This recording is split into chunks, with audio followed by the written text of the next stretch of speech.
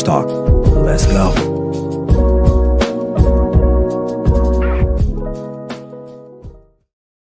What's up? What it is, everybody? Welcome. I'm your boy Ryan Flowers, aka Clutch Sports Talk, and welcome to NFL Matchups Live. Yes, live. I kind of made the switch from doing my weekly episodes, like just putting it on YouTube. But I thought about it. I said, you know what? Last week, Thursday for Thanksgiving, I did an NFL Matchups Live, and I thought I had a great time. You guys look like you guys had a great time too. So I figured let's just keep the party rolling. And yet again, I'm going to continue this trend here and continue to make my show NFL Matchups Live. So you guys will be catching me every Tuesday at 3:30 Pacific Standard Time right here on YouTube, Facebook streaming. But yeah, like usual, I always got a great show in store for you guys today. We're going to talk about what we learned this past week in the National Football League. We're going to talk about the Eagles. They've been dominating people, right? We'll talk about them. We're going to talk about the Pittsburgh Steelers and their offenses. It went off this week. Russell Wilson, Mr. Unlimited, did his thing this past week against the Cincinnati Bengals. And then let's talk about Brock Bowers, excuse me. Can't say that. Brock Bowers. He's not getting any really love as far as offensive rookie of the year. It's been this quarterback. So I'm going to change your mind a little bit. Maybe kind of you can look at him as the offensive rookie of the year. And then I'm going to get into my real or not segment, then follow up with my week 14 previews and predictions or matchups, and then close out the show with my fantasy impacts, getting you guys ready because playoffs is coming in fantasy football. I believe after this week, it's playoff season. So where do you stand? Take some hints from me, and we'll see how it goes. So other than that, man, sit back and relax. Strap in. This is NFL Matchup with me, Ryan Flowers. Let's go! We're going to be here all day, baby. I like this kind of party. Baby.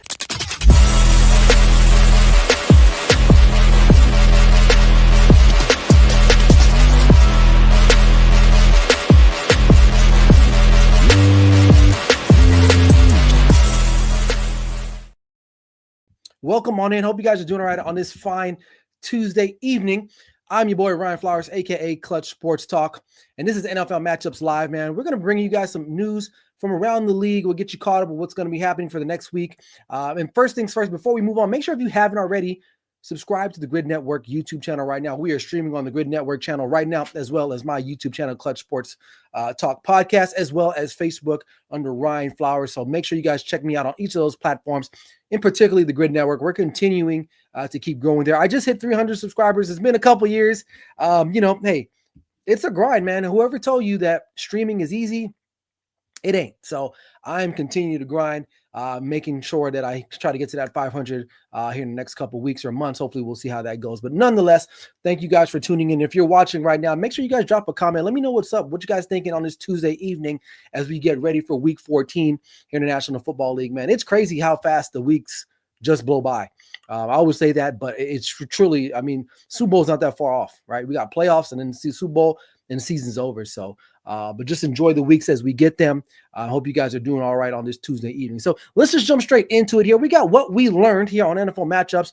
The first thing I want to talk about is the Philadelphia Eagles, man. They are in current strong form right now. Currently, they're one of the best teams in the National Football League, hands down. They're making a case right now. I will say this. They are making a case for the NFC as far as them being the top dog in there. Now, I know the Lions are still doing their thing, but Philadelphia has rattled off 8 consecutive wins, and they've done so against some really solid teams on the road and at home. Now, they just went into Baltimore and did their thing there behind another dominating performance, I would say, behind Saquon Barkley. Jalen Hurts put together a really good game as well. And by and large, a lot of people would think that the Ravens game was probably their best competition for the rest of the year, right? And they kind of, I wouldn't say it was an easy game, but in my mind, I felt like that game was kind of like they're going to win that game, right? I think they were the better team overall, and they kind of proved that in the end. And their ability to handle tough competition really says a lot about them as an organization. And not to think, before they went on this 8-game winning streak, there were some talks, right? Nick Sirianni was arguing with fans. He was on the hot seat. I want to say that hot seat has for sure cooled. It's cooled off for now. We'll see how they finish out the rest of the year, but definitely one of the best teams in the National Football League. And you look at their upcoming schedule, they still got I believe they got the Steelers and the Commanders. They've already played the Commanders already this year, but they got them, and then they got the Steelers, I believe, at home. And Philadelphia has a very strong home field advantage, so I don't think there'll be much difficulties for them. I mean, because listen. Here's the thing. they're really good. They're really good. And their next, 4 out of the 5 games are at home, where they don't really lose that often. And they're going to be favorite. And I wouldn't say mostly all of those games down the stretch. So, keys to success for this team has been on both sides, offense and defensive units. Defense really getting after it. I would say Vic Fangio has really turned this defense around. They were a little bit susceptible earlier on in the year. They went ahead and retooled some things, looking a lot better. I know Brandon Graham is out for the rest of the year, but they still are getting it done. And what can I say about Saquon Barkley? Honestly, in my mind, the MVP of the National Football League. I know it's a quarterback award. They probably just need to change it to that. But this guy is playing phenomenal football. And I don't think they would be where they are right now without him. Without his help, he's putting together a record-breaking season. He's projected to rush over 2,100 yards, breaking Eric Dickerson's record. So, fantastic performance by them, right? Overall, so far throughout the year, amidst this 8-game winning streak. So, I mean, can they run the table the rest of the way? There's a strong chance that they may go undefeated the rest of the way. And only have lost how many games have they lost? 2 games this year, if I'm not mistaken. So, there's a good chance that they're going to continue to keep pressure on Detroit Lions for the number 1 seed in the NFC.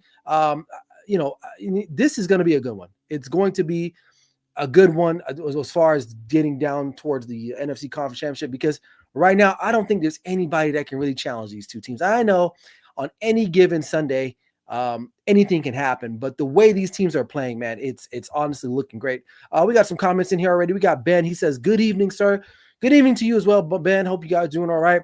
He says, I'm starting to lose trust in the Ravens. They could go far in the playoffs or get beat in their own. Yeah, I mean, you're right. I mean, I'm not really talking about the Ravens, but I will say this about them. The penalties, man, they continue to shoot themselves in the foot. For a minute, they were looking good. I feel like Derrick Henry has slowed down a little bit. He was once on a tear too, arguably one of the better still a good running back. I'm not saying he's not a good running back, but he was up there, man. And I don't know, something just kind of like, maybe I'm wrong, maybe I'm tripping, but they don't have that same luster that they once had. And I know Lamar is still doing Lamar things. I think he's doing all he can, but something about the team overall is just not clicking on all cylinders. But that's not the case for the Philadelphia Eagles. They are playing phenomenal football, and you're playing phenomenal football when it matters most. In December, going into January, that way when you roll into the playoffs, you're clicking on all cylinders, and the Philadelphia Eagles are really soaring high right now as they make their quest to get back to the Super Bowl and possibly win it. So, but not going to be an easy road at some point, but they will have their challenges. But right now, I think they're going to be favored in most of these games coming up. All right, let's talk about the Steelers offense. One word: wow. Russell Wilson, 414 yards passing, 3 touchdowns. I mean, Mr. Unlimited was balling out of control. And it's good to see that, because I have been on record the last couple of weeks. I know the defense is going to do their thing. They're going to get TJ Watt's going to make a play.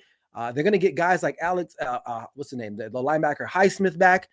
Next couple weeks or so, maybe after this week or the following week. So that's going to improve their defense even more so. But it's been the offense that really needed to catch up or keep on pace with the defense. And they've done that. New offensive coordinator, Arthur Smith, as far as this year, he's really shifted their approach.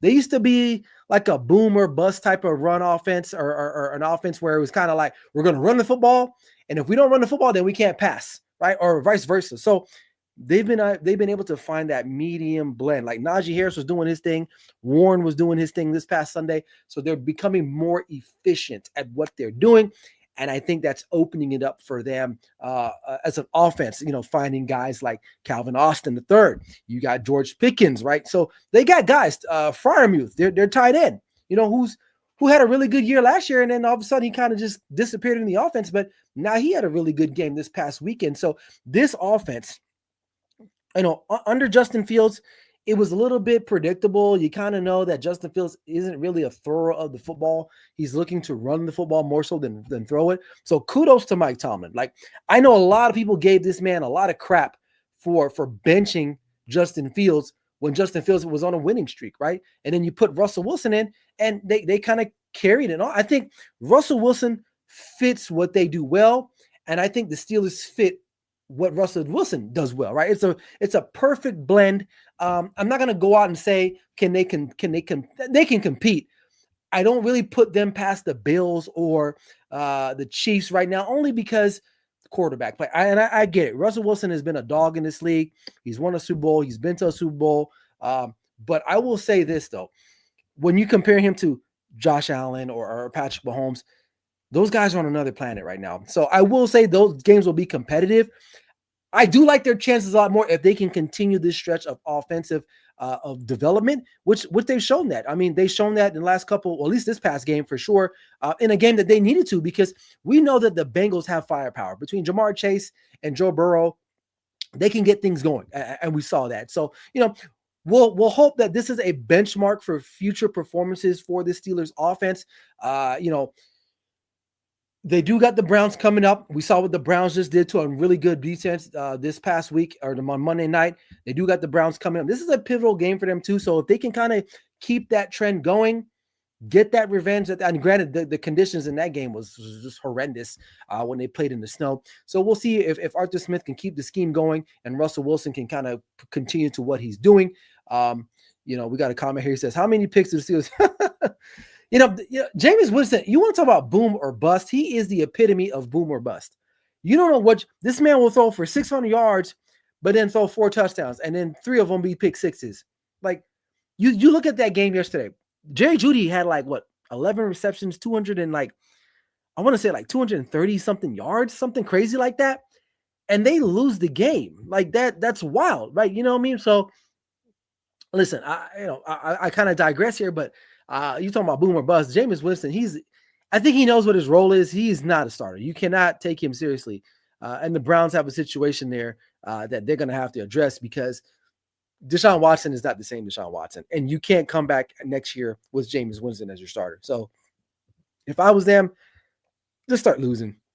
Tank as much as you can and try to get a quarterback there. If not, you can't rely on that. So, but yeah, Steelers picks wise, I think he's due for 2 again. I really one for sure. He's going to throw 1 up, or he's going to have some kind of crazy fumble, something. He's going to turn the ball over. Well, let's just say that. But Jameis Winston is funny right there. All right. Also, what we learned this past week, Brock Bowers, he's my offensive rookie of the year. That's it. I don't even want to see anything else from Jaden Daniels or Bo Nix or honestly, even Ladd McConkey, honorable mention. I believe right now he's leading all rookie wide receivers in yards. So shout out to him. I think the Chargers found something there.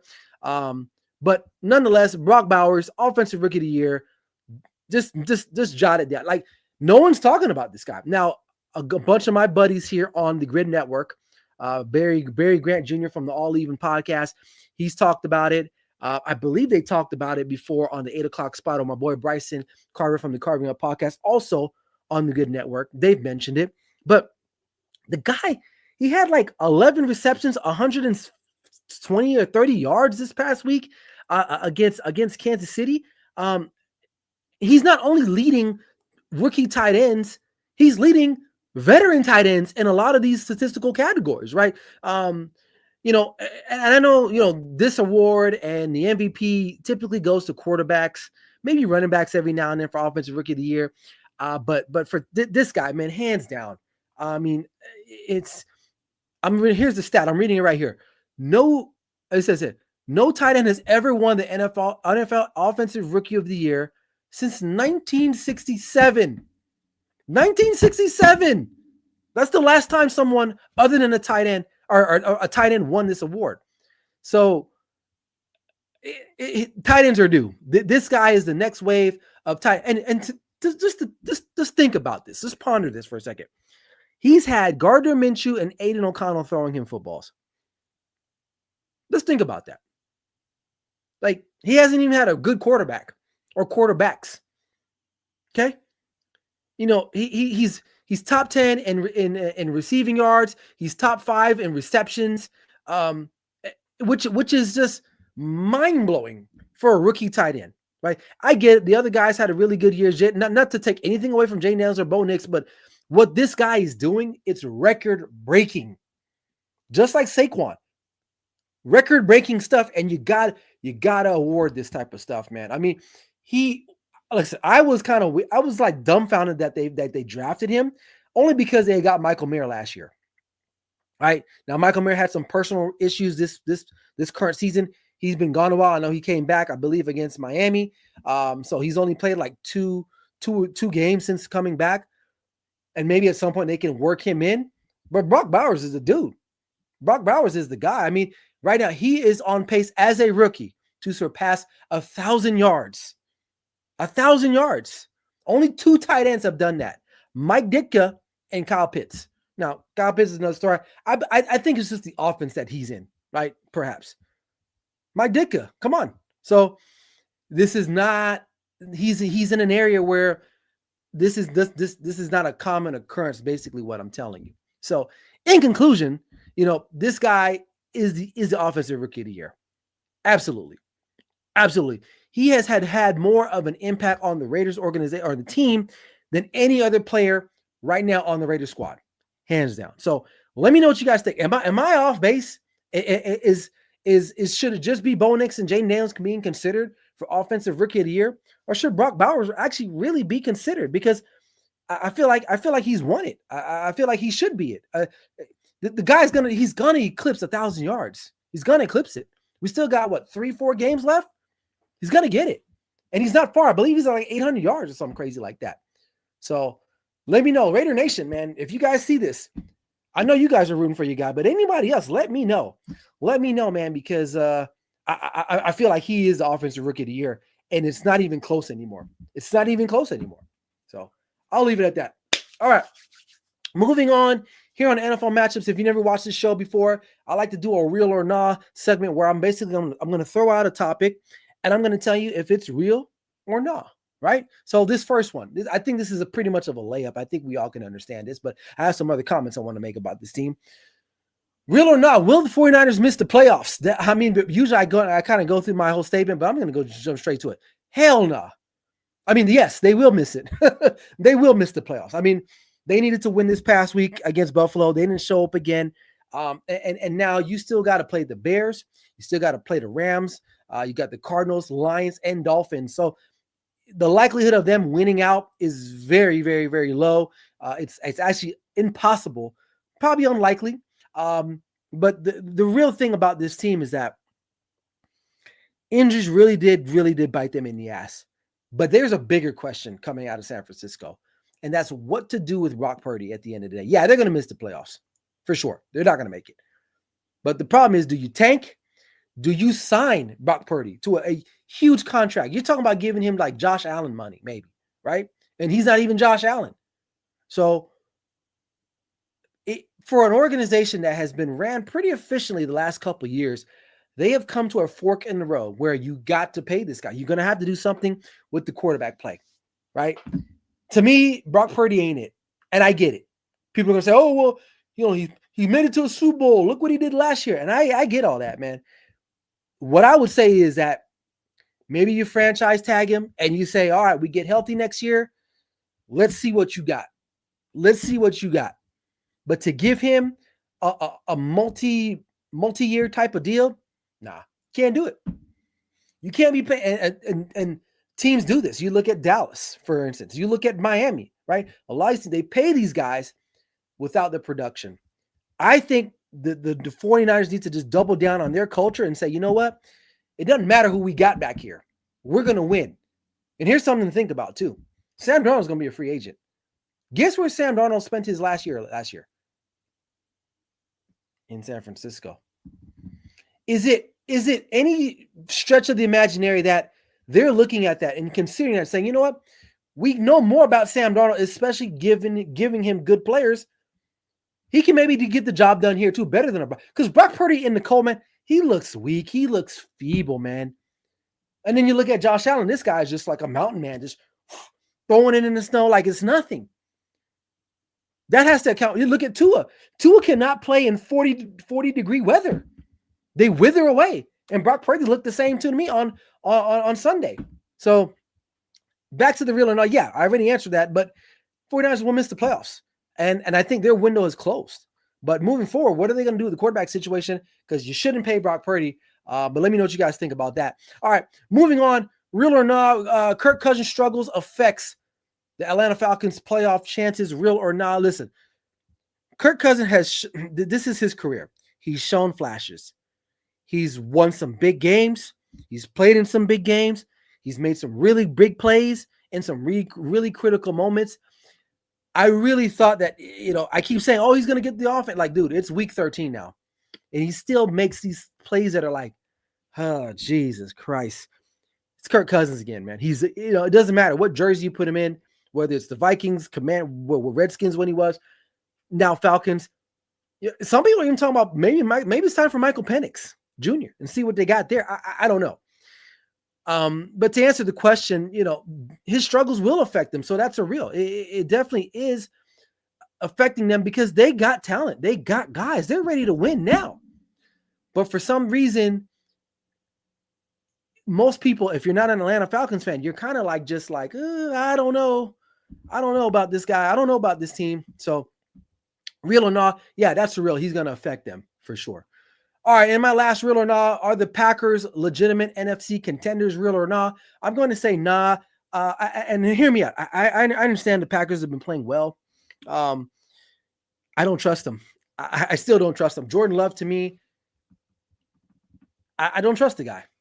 I think right now, they've been running the ball well. Defense is getting good, but I just don't trust this team. I think the Lions and the Eagles are just better. They're just better. If the Packers aren't getting takeaways, then they struggle.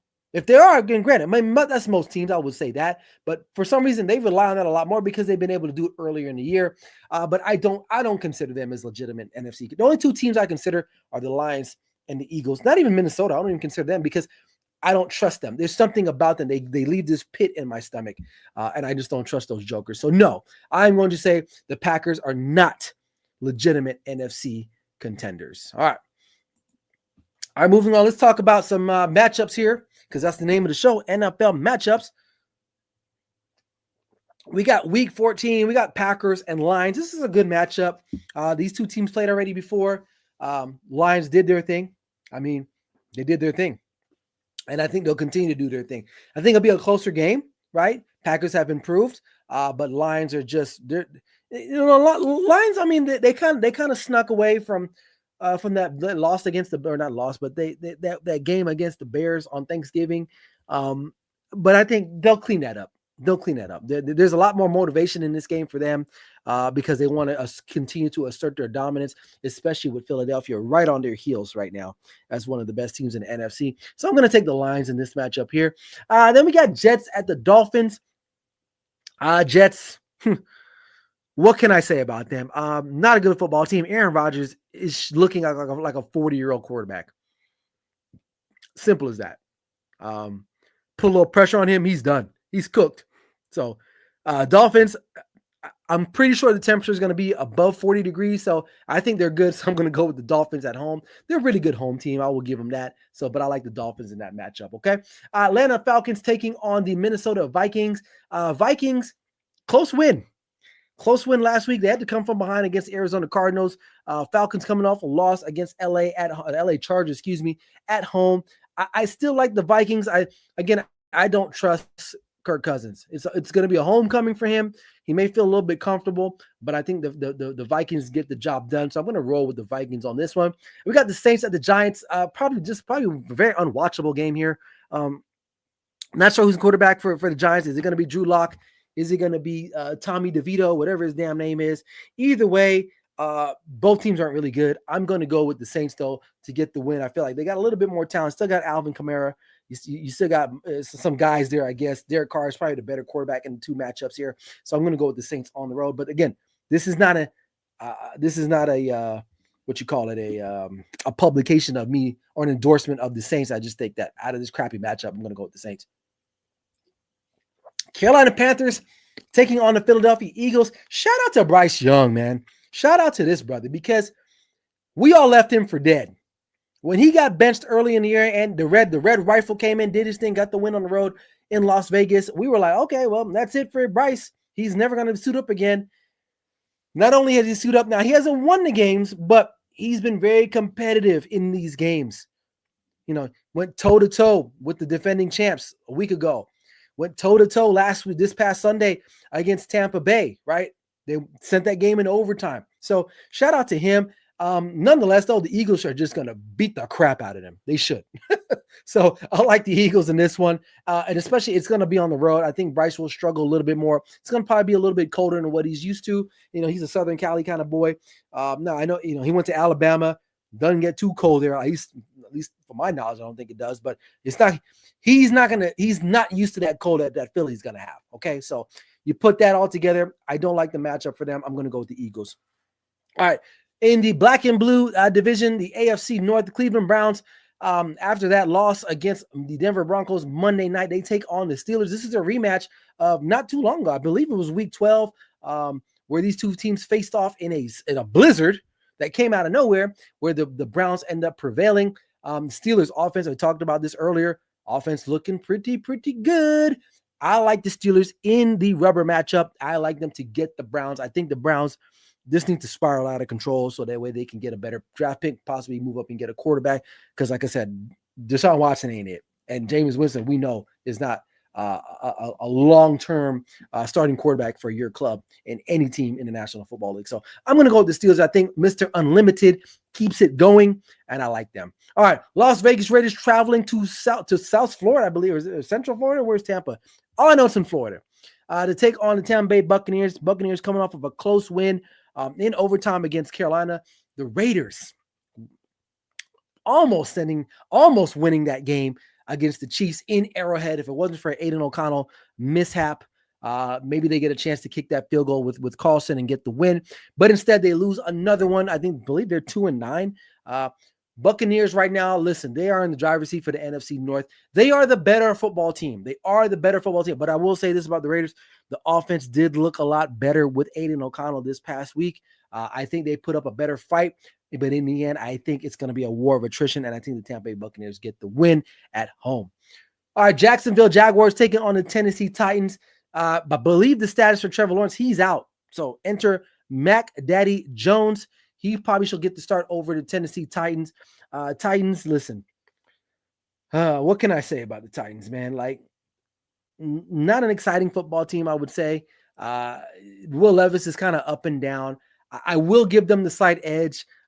Just because these two teams, any divisional game is going to be close because they know each other well. So I like the Titans at home because I think they're going to get better quarterback play. And that's crazy that I said better quarterback play and Will Levis in one sentence, but that's crazy. But nonetheless, Will Levis gets the win over Mac Daddy Jones if he's a starter. I don't think Trevor Lawrence is going to be able to recover from that egregious hit that he took from Azeez Al-Shaair from the Houston Texans this past Sunday.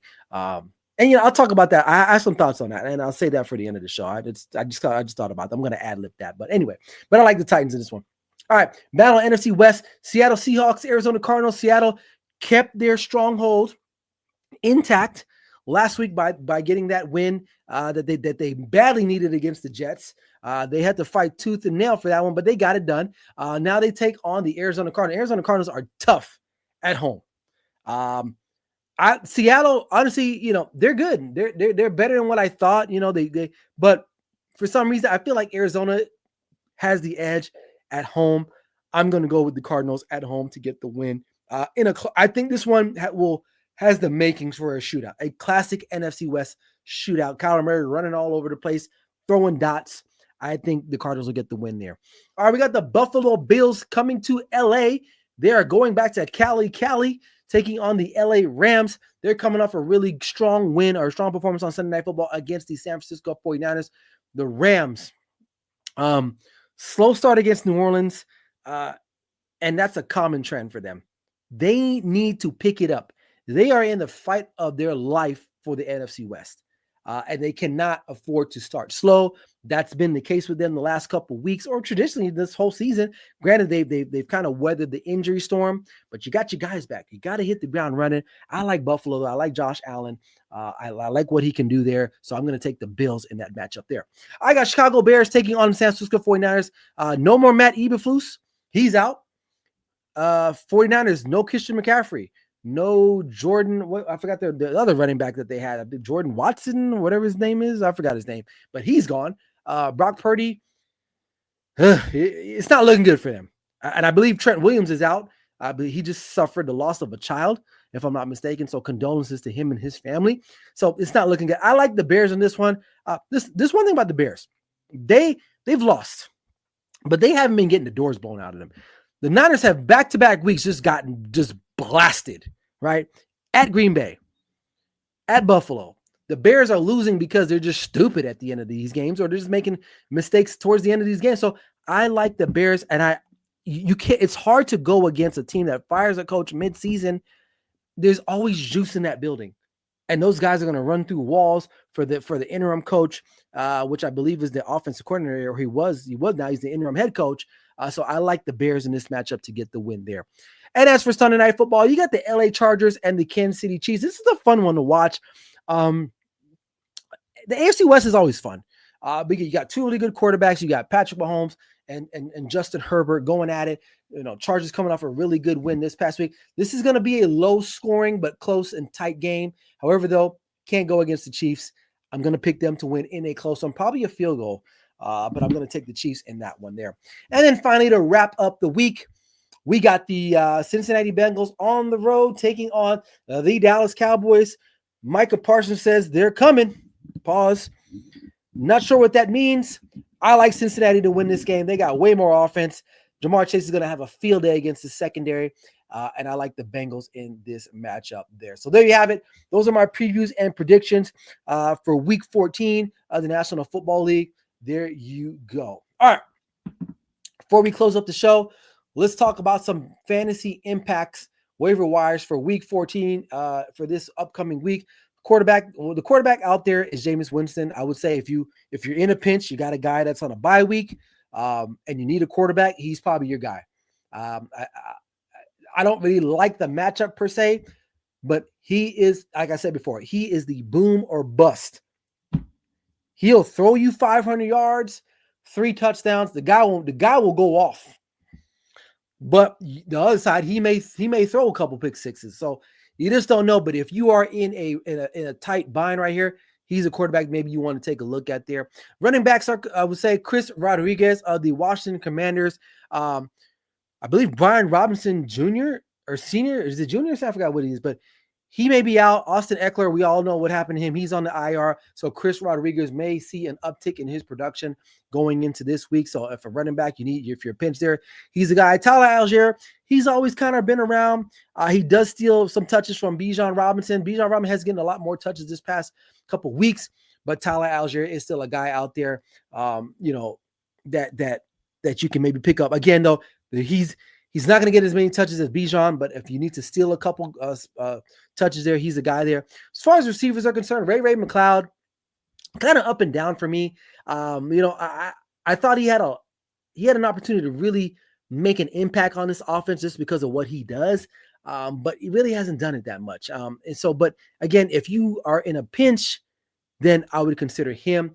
Tight ends are concerned. Pat Freiermuth is a guy looking really good this past week for the Steelers. Russell Wilson finding him in the end zone. So I like him. Hunter Henry is also a viable option for the New England Patriots. If you haven't picked him up, I would definitely suggest going and getting him. If you're not starting him, I would do so because Drake May is really loving the tight ends there. So I like that matchup. And as far as defense are concerned for this week, the Tennessee Titans against Mac Jones is very mobile. They can get after him. And the New Orleans Saints, they are taking on the struggling New York Giants. So I like their chances there too. So there you have it. Those are my fantasy impacts for Week 14. Love them, like them, leave them. Let me know what you guys think in the comments section, and we'll roll from there. And before I close out, I'm just adding this on real quick with the whole Aziz, whatever, Al-Shahir thing. Like I've seen it where people don't think it was a dirty hit. Some people don't. Like, here's the thing. Watching it, I thought it was a dirty hit. And I get it. Like, the defenders have a lot to worry about. And you don't want them thinking like, should I go make this tackle or should I not make? And I get all that. But that was a dirty hit, man. You can see that it's one thing if he dove in, but the guy went in with his forearm. And then he went in with his forearm, people, right through his head, right through his neck. Like, if you don't think that's dirty, then, I mean, so be it. That's your opinion. The other thing, though, the guy has had a record this season alone with some questionable late hits, dirty plays.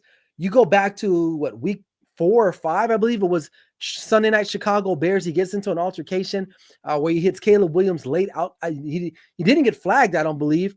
And then he throws a punch. So that's one thing. I believe it was last week against the Tennessee Titans. He tackled Tony Pollard like very late. Like he, even go back to his days with San Francisco. He had a late hit on Tom Brady. I know it's Tom Brady, he gets every call, but still, like when you go back and look at that play, so he does play with an edge. Like if he's on your team, you love him. If he's not on your team, you hate him. So, I don't want, and I know Nick Caserio and his head coach, they were like up in arms with the 3-game suspension. But here's the thing, man. The guy has a record of doing it, and they take into account of all of that. So if it was a first-time offense, maybe people are willing to give him the benefit of the doubt, but there's actual tape of him doing these questionable things. Okay. And you would expect any team to respond the way the Jaguars did, right? If your quarterback gets hit and your offensive linemen do not come out and support you, that just tells me all I need to know about you, right? Because they don't even mess with you. So do I think he's a great player, Shire? Oh, absolutely. He's a great player, phenomenal player, but he plays with this edge that could be borderline considered dirty. And he's going to have to clean that up. He's going to have to clean that up because it's going to cut. It cost them 3 games, and they need him. They need him in their lineup on their defense. So they're going to have to go pretty much the rest of the season without him. Hopefully they're in contention to still make the playoffs if they win the division, and we'll go from there. But phenomenal player. You just hate to you just hate to see that stuff. So, but there you have it. All right, that's all I got, man. Appreciate you guys for stopping by on this second edition, live edition of NFL Matchups. I'll be back next week, Tuesday around at the same time, 3:30 Pacific Standard Time, 6:30 Eastern Standard Time. Make sure you guys check me out. Also, watch me live this Sunday morning on my NFL Sunday Wake Up Show at 8 a.m. Pacific Standard Time, kind of getting you guys locked and loaded and ready for the upcoming games that Sunday morning and that Sunday afternoon, well into Monday. So you guys don't want to miss out on that. So that's all the time I have for this evening. Enjoy the rest of your week. We will see you guys back Sunday on NFL Sunday Wake Up. I'm your boy, Ryan Flowers, a.k.a. Clutch Sports Talk. Like I always say, never settle till the work is done. We'll see you guys soon. Peace.